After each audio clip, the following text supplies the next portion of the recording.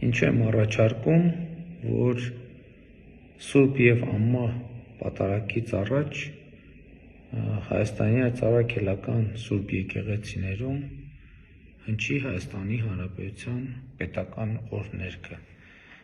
Պատարագի տեքստում Հայաստանի Արաքելական Սուրբ եկեղեցու մի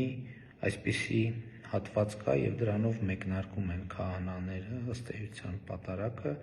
ասվում է հետևյալը. խորհուրդ խորին անհասանելի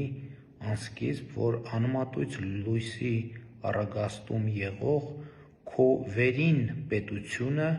հրեղենների դասը գերապանծ փառքով զարդարեցիր։ Այսինքն խոսքը գնում վերին պետության մասին,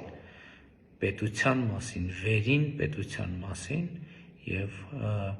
պատարագից առաջ պետական օրհներգի հնչեցնելը կարձանագրի կապը վերին և ներքին պետությունների միջև։ Եվ իդեպ կարծում եմ, որ պետք է քննարկվի նաև Հայաստանի Հանրապետության տարածքում